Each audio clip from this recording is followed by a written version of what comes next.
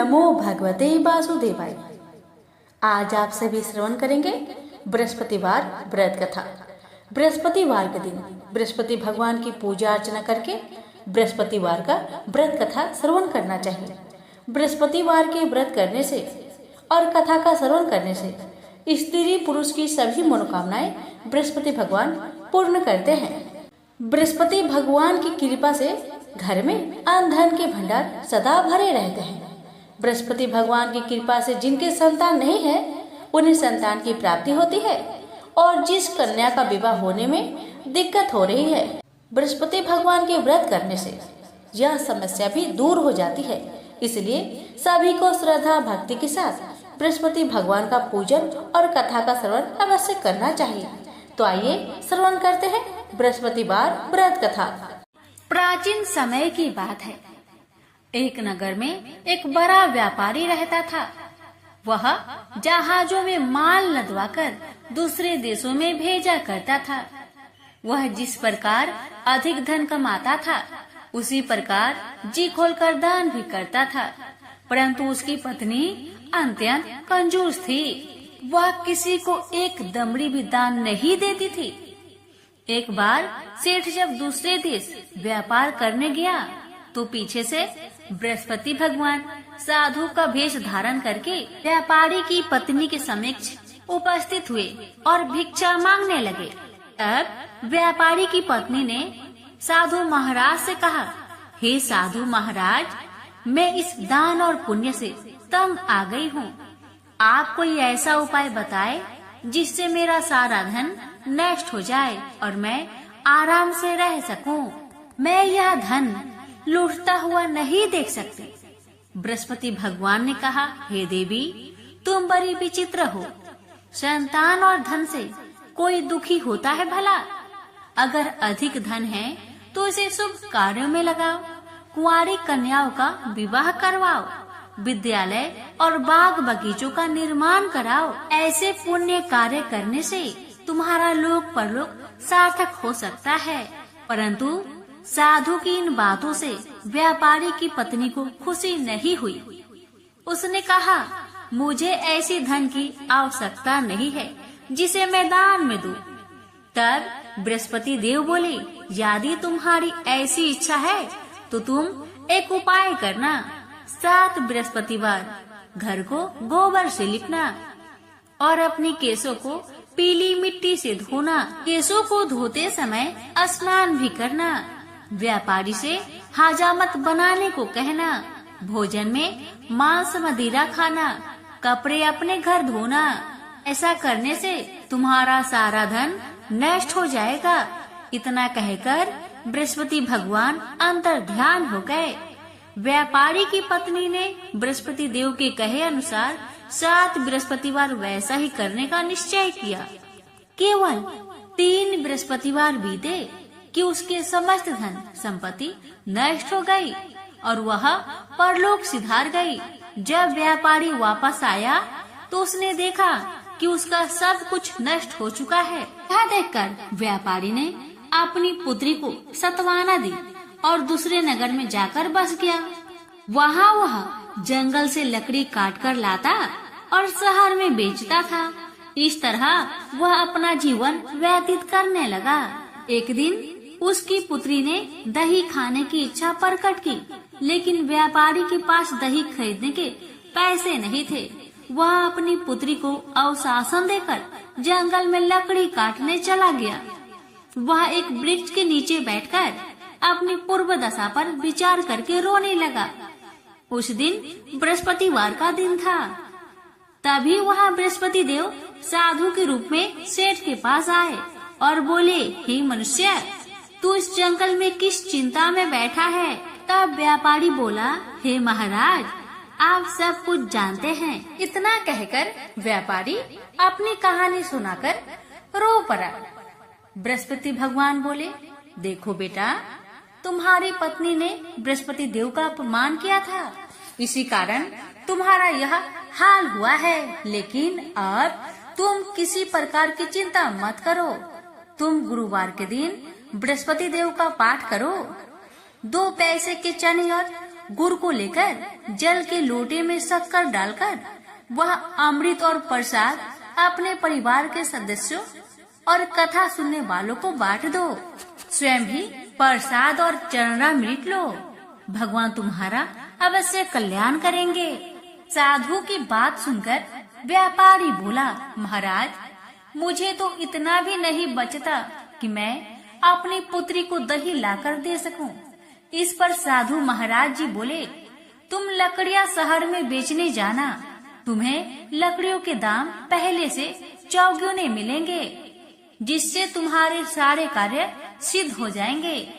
उसने लकड़ियां काटी और शहर में लकड़ियां बेचने चल पड़ा। उसकी लकड़ियां अच्छे दाम में बिक गई, जिससे उसने अपनी पुत्री के लिए दही लिया और साथ ही साथ गुरुवार की कथा है तो चना गुड़ लेकर कथा की और प्रसाद बांटकर स्वयं भी खाया। उसी दिन से उसकी सभी कठिनाइयां दूर होने लगी, परंतु अगले बृहस्पतिवार को वह कथा करना भूल गया। अगले दिन वहाँ के राजा ने एक बड़े यज्ञ का आयोजन कर पूरे नगर के लोगों के लिए भोजन का आयोजन किया। राजा की आज्ञा अनुसार पूरा नगर राजा के महल में भोज करने गया, लेकिन व्यापारी व उसकी पुत्री तनिक विलंब से पहुँचे। अतः उन दोनों को राजा ने महल में ले जाकर भोजन कराया। जब वे दोनों लौटकर आए, तब रानी ने देखा कि उनका खूंटी पर टंगा हार गायब है। रानी को व्यापारी और उसकी पुत्री पर संदेह हुआ कि उसका हार उन दोनों ने ही चुराया है। रानी ने सारा कहानी राजा को सुनाया। फिर राजा की आज्ञा से उन दोनों को कारावास की कोठरी में कैद कर दिया गया। कैद में पड़कर दोनों अत्यंत दुखी हुए। वहाँ उन्होंने बृहस्पति देवता को याद किया। बृहस्पति देव ने प्रकट होकर व्यापारी को उसकी भूल का आभास कराया और उन्हें सलाह दी कि गुरुवार के दिन कैद खाने के दरवाजे पर तुम्हें 2 पैसे मिलेंगे। उनसे तुम चने और मुनक्का मंगवाकर विधि पूर्वक बृहस्पति देवता का पूजन करो, तुम्हारे सब दुख दूर हो जाएंगे।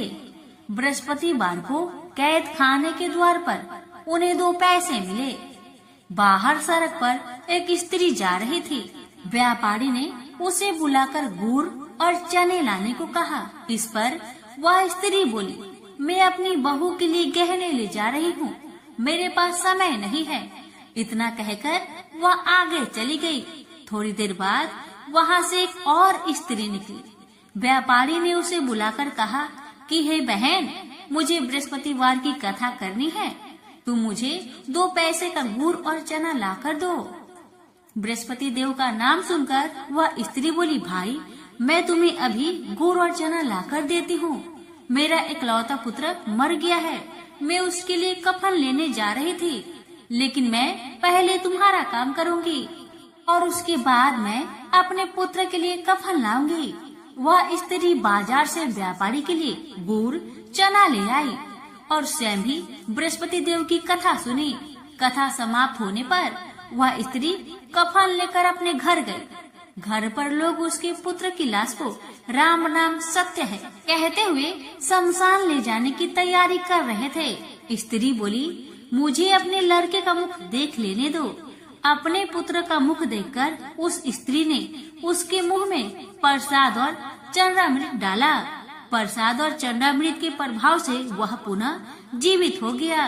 पहली स्त्री जिसने बृहस्पति देव का निरादर किया था, वह जब अपने पुत्र की विवाह हेतु पुत्र वधू के लिए गहने लेकर लौटी और जैसे ही उसका पुत्र घोड़ी पर बैठकर निकला, वैसे ही घोड़ी ने ऐसी उछाल मारी कि वह घोड़ी से गिरकर मर गया। जहाँ देख स्त्री रो रो कर बृहस्पति देव से क्षमा याचना करने लगी। उस स्त्री की याचना से बृहस्पति देव साधु के वेश में वहाँ पहुंचकर कहने लगे, देवी, तुम्हें अधिक विलाप करने की आवश्यकता नहीं है।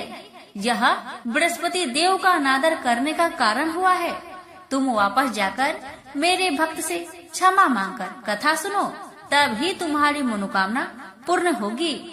जेल में जाकर उस स्त्री ने व्यापारी से माफी मांगी और कथा सुनी। कथा के उपरांत वह प्रसाद और चंद्रामृत लेकर अपने घर वापस आई। घर आकर उसने चंद्रामृत अपने मृत पुत्र के मुख में डाला। चंद्रामृत के प्रभाव से उसका पुत्र भी जीवित हो उठा। उसी रात बृहस्पति देव राजा के सपने में आए और बोले, हे राजन, तूने जिस व्यापारी और उसकी पुत्री को जेल में कैद कर रखा है वह बिल्कुल निर्दोष है। तुम्हारी रानी का हार वहीं खूंटी पर टंगा है। दिन निकला तो राजा रानी ने हार पर खूंटी लटका हुआ देखा। राजा ने उस व्यापारी और उसकी पुत्री को रिहा कर दिया और उन्हें आधा राज्य देकर उसकी पुत्री का विवाह उच्च कुल में करवाकर दहेज में हीरे जवाहरात दिए। हे बृहस्पति भगवान, आपकी कथा कहने वाले, सुनने वाले, हुक्कार भरने वाले सभी भक्तों की अपनी सभी मनोकामना को पूर्ण करना। प्रेम से बोलिए बृहस्पति भगवान की जय। भारत वर्ष में एक प्रतापी और दानी राजा राज्य करता था। वह हर रोज गरीबों और ब्राह्मणों की हमेशा सहायता करता था। लेकिन यह बात उस राजा की पत्नी को थोड़ा भी नहीं भाता था कि उसका पति दिन रात दान ही देता रहता है। उसे थोड़ा भी अच्छा नहीं लगता था। रानी ने कभी भी कोई गरीबों को दान नहीं दिया था और न ही भगवान का पूजन किया करती थी। यहाँ तक कि रानी राजा को भी दान देने से मना किया करती थी। एक दिन की बात है, राजा शिकार खेलने जंगल में चले गए और उस समय रानी महल में अकेली थी। उसी समय बृहस्पति देव साधु का भेष धारण करके राजा के महल में भिक्षा लेने गए।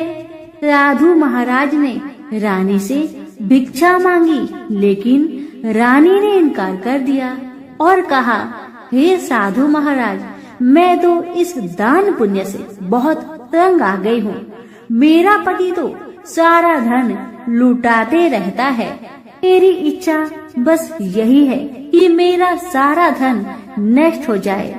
ना रहेगी धन और ना मेरे पति इन धनों को लुटा सकेंगे।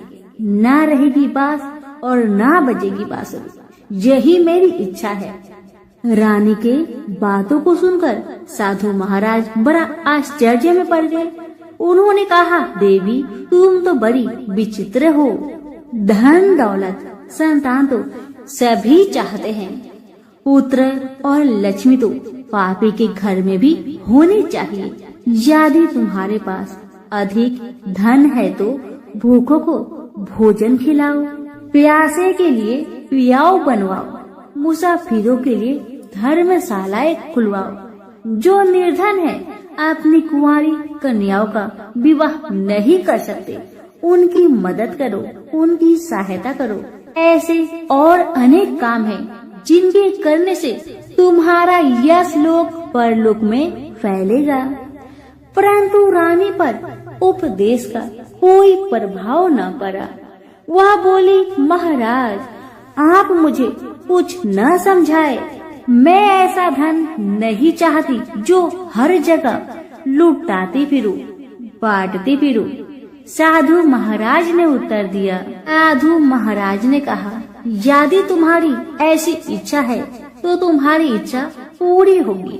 तुम ऐसा करना कि बृहस्पतिवार को घर को लीप कर पीली मिट्टी से अपना सिर को धोकर स्नान करना, भट्टी चढ़ाकर कपड़े धोना। ऐसा करने से तुम्हारा सारा धन नष्ट हो जाएगा। इतना कहकर वह साधु महाराज वहाँ से अंतर ध्यान हो गए। साधु महाराज ने जैसा कहा था, रानी ने बिल्कुल वैसा ही किया। केवल 3 बृहस्पतिवार ही बीते थे कि उसकी समस्त धन संपत्ति नष्ट हो गई। भोजन के लिए राजा का परिवार तरसने लगा। इसी तरह से बहुत कष्ट से समय बीतने लगा। तब एक दिन जाकर राजा ने रानी से बोला कि हे रानी, तुम यहीं रहो, मैं कहीं बाहर दूसरे देश में जाता हूँ, क्योंकि यहाँ पर सभी लोग मुझे पहचानते हैं, इसलिए मैं यहाँ पर कोई छोटा मोटा काम नहीं कर सकता। ऐसा कहकर राजा प्रदेश चला गया। वहाँ जाकर जंगल से लकड़ी काट कर लाता और शहर में बेचा करता था। इसी तरह से अपना जीवन व्यतीत करने लगा। इधर राजा के प्रदेश जाते ही रानी और दासी दोनों दुखी रहने लगे। एक बार जब रानी और दासी को 7 दिन तक बिना भोजन का रहना पड़ा था, तो रानी ने अपनी दासी से कहा, हे दासी, पास के ही नगर में मेरी बहना रहती है, वह बड़ी धनवान है। तू उसके पास जा और कुछ मांग कर लेकर आ, ताकि थोड़ा बहुत गुजर बसर हम दोनों का हो सके। रानी की बातें सुन दासी रानी की बहन के घर गई। जिस दिन दासी रानी की बहन के घर गई, उस दिन गुरुवार का दिन था और रानी की बहन उस समय बृहस्पतिवार की व्रत कथा सुन रही थी। दासी ने रानी की बहन को अपनी रानी का संदेश दिया, मगर रानी की बड़ी बहन ने कोई उत्तर नहीं दिया। जब दासी को रानी की बहन से कोई उत्तर नहीं मिला तो बेचारी बहुत दुखी हुई और उसे क्रोध भी आया कि रानी की बहन ने उसे उत्तर नहीं दिया। लेकिन उदास मन से दासी रानी के पास चली आई और रानी को अपनी सारी बात कह सुनाई। यह सुनकर रानी ने अपने भाग्य को कोसा। उधर रानी की बहन ने सोचा कि मेरी बहन की दासी आई थी, परंतु मैं उससे नहीं बोली, इससे वह बहुत दुखी हुई होगी। यह सोचकर बेचारी कथा सुनकर और पूजन समाप्त करके वह अपनी बहन के घर आई और कहने लगी, ए बहन, मैं बृहस्पतिवार का व्रत कर रही थी। तुम्हारी दासी मेरे घर आई थी, परंतु जब तक कथा होती है तब तक ना तो उठते हैं और ना ही बोलते हैं, इसलिए मैं कुछ नहीं बोली। कहो दासी, क्यों आई थी? दासी ने कुछ नहीं कहा, मगर रानी बोली, बहन, तुमसे क्या छिपाऊं? हमारे घर में खाने तक को अनाज नहीं था। ऐसा कहते कहते रानी की आंखें भर आई। उसने दासी समेत पिछले 7 दिनों से भूखे रहने तक की बात अपनी बहन को विस्तार पूर्वक कह सुनाई। रानी की बात सुनकर रानी की बहन ने कहा, देखो बहन, भगवान बृहस्पति देव सबकी मनोकामना को पूर्ण करते हैं। देखो, शायद तुम्हारे घर में कहीं अनाज रखा हो। पहले तो रानी को इस बात का थोड़ा भी भरोसा नहीं हुआ, पर बहन के आग्रह करने पर उसने अपनी दासी को घर के अंदर भेजा तो सचमुच अनाज से भरा एक घड़ा मिल गया। यह देखकर दासी को बड़ा हैरानी हुई। अब दासी कहने लगी रानी से, हे रानी, जब हमको भोजन नहीं मिलता तब हम क्या करते थे? व्रत ही तो करते थे। इसलिए क्यों ना इनसे व्रत की कथा और विधि पूछ ली जाए, ताकि हम भी व्रत कर सके। दासी की बात मानकर रानी ने अपने बहन से बृहस्पतिवार की व्रत के बारे में पूछा। उसकी बहन ने बताया, बहन, बृहस्पतिवार के व्रत में चने की दाल और मुनक्का से विष्णु भगवान का केले के जल में पूजन करे और दीपक जलाए और कथा भी सुने और पीला भोजन ही करना चाहिए। इससे बृहस्पति देव प्रसन्न होते हैं। व्रत का पूजन और विधि बताकर रानी की बहन अपने घर को लौट आई। जब 7 दिन के बाद गुरुवार आया तो रानी और दासी ने गुरुवार का व्रत रखा।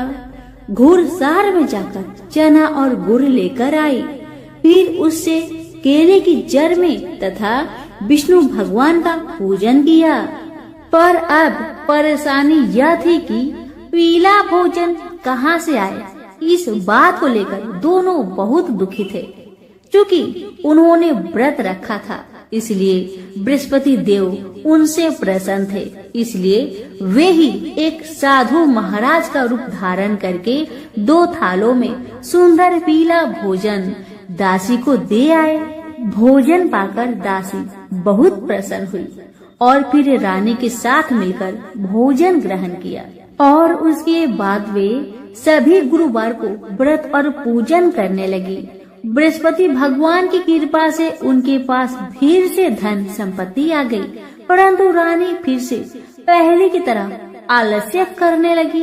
तब दासी बोली, देखो रानी, तुम पहले भी इस प्रकार आलस्य करती थी। तुम्हें धन रखने में कष्ट होता था, इस कारण तुम्हारा सभी धन नष्ट हो गया और अब जब भगवान बृहस्पति की कृपा से धन मिला है तो तुम्हें फिर से आलस्य होता है। रानी को समझाते हुए दासी कहती है कि बड़ी मुसीबतों के बाद हमने यह धन पाया है, अब हमें इसलिए दान पुण्य करना चाहिए, भूखे मनुष्य को भोजन कराना चाहिए और धन को शुभ कार्यों में खर्च करना चाहिए, जिससे तुम्हारे कुल का यश बढ़ेगा, स्वर्ग की प्राप्ति होगी और पितृ प्रसन्न होंगे।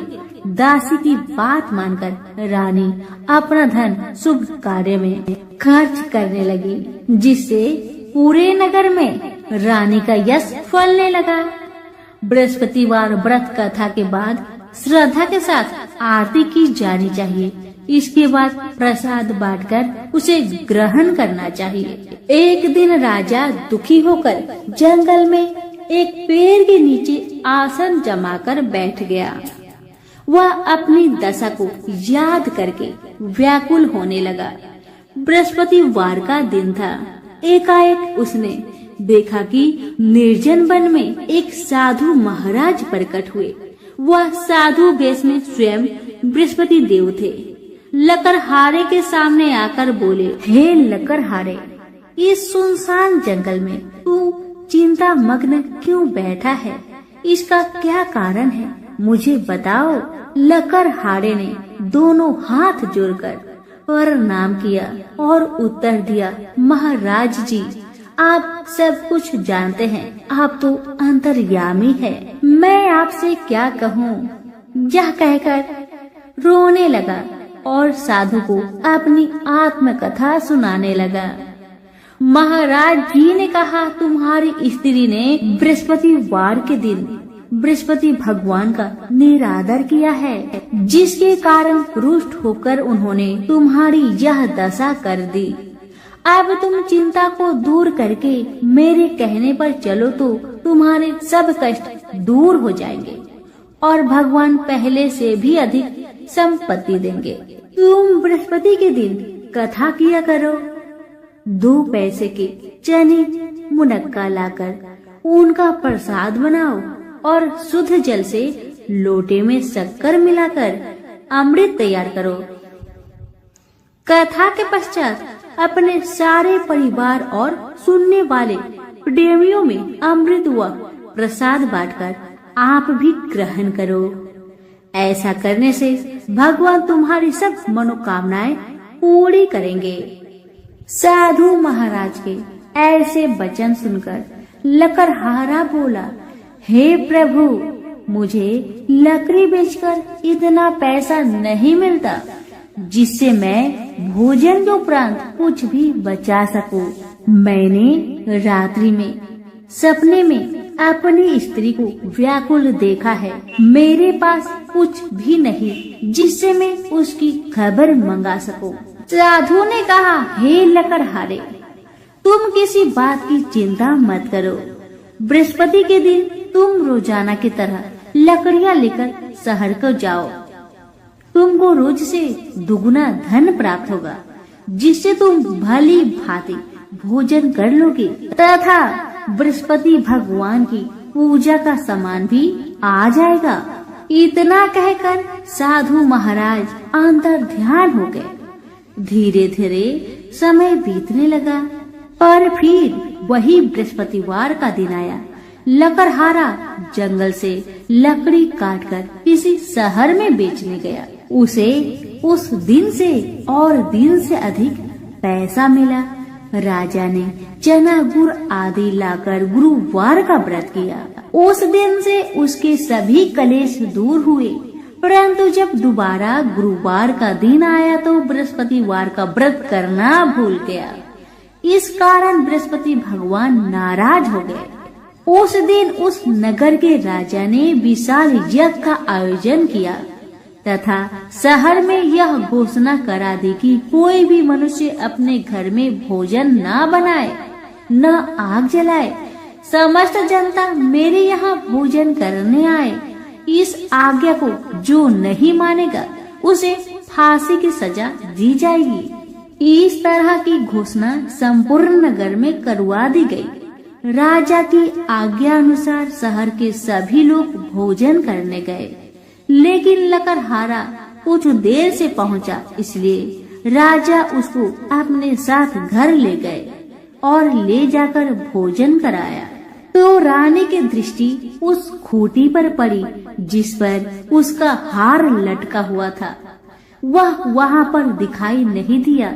राजा ने निश्चय किया कि मेरा हार इस मनुष्य ने चुरा लिया है।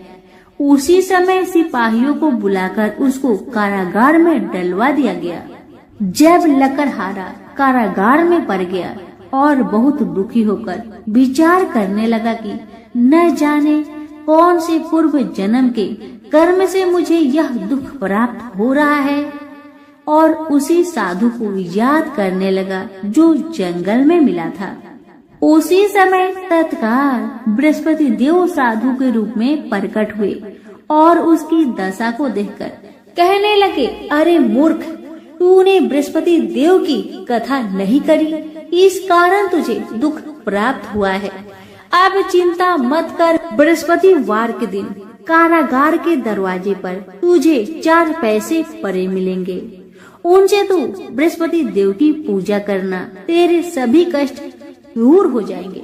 बृहस्पतिवार के दिन उसे 4 पैसे मिले, जैसे साधु महाराज ने बताया था।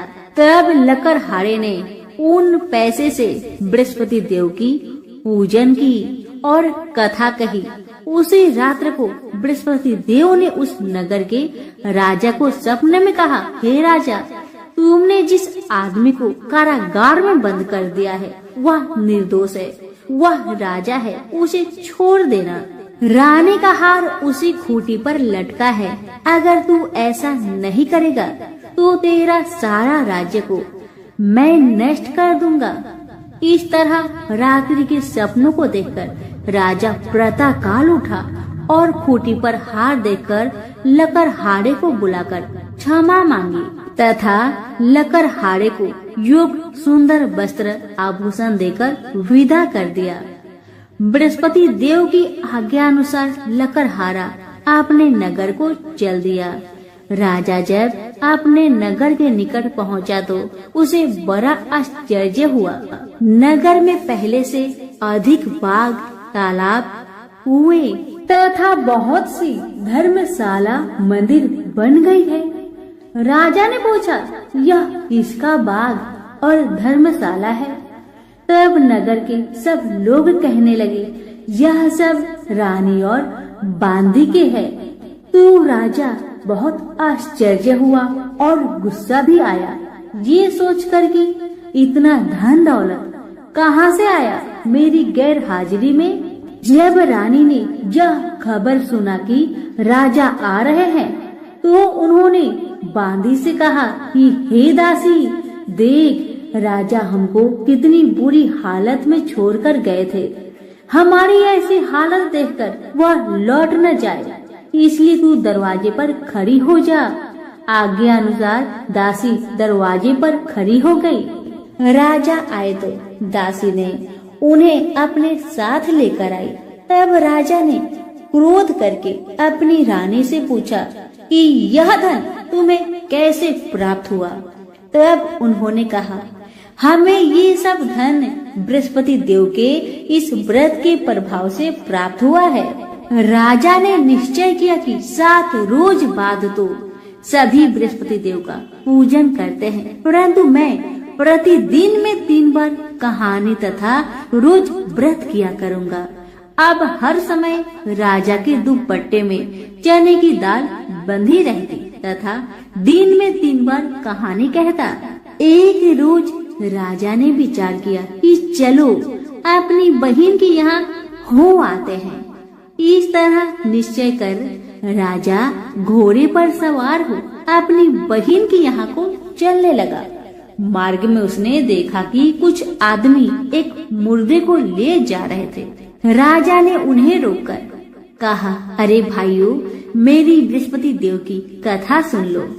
सभी लोग कहने लगे, हमारा तो आदमी मर गया है, तुमको अपनी कथा की पड़ी है। परंतु एक आदमी बोला, अच्छा तुम कहो, मैं तुम्हारी कथा सुनूंगा।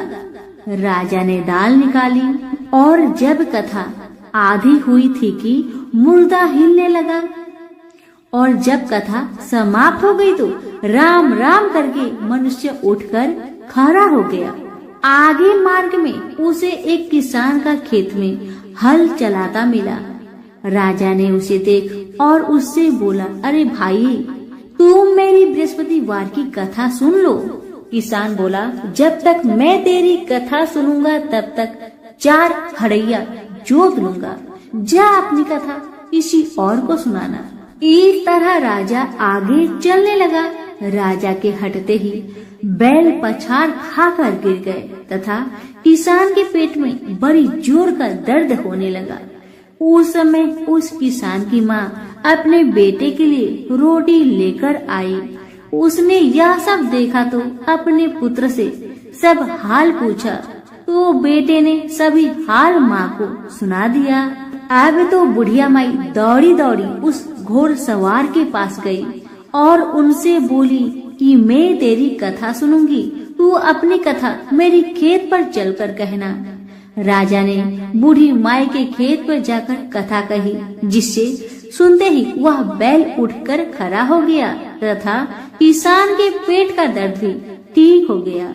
राजा अपनी बहन के घर पहुंचा। बहन ने अपनी भाई की खूब खातिरदारी की। दूसरे रोज प्रातःकाल राजा जागा तो वह देखने लगा कि सब लोग भोजन कर रहे हैं।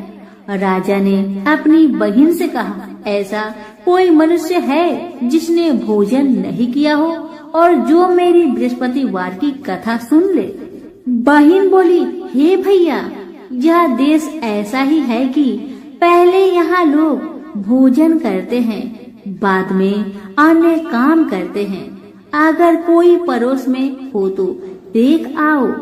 वह ऐसा कहकर देखने चली गई, परंतु उसे कोई ऐसा व्यक्ति नहीं मिला जिसने भोजन ना किया हो। आता वह एक कुम्हार के घर गई, जिसका लड़का बीमार था।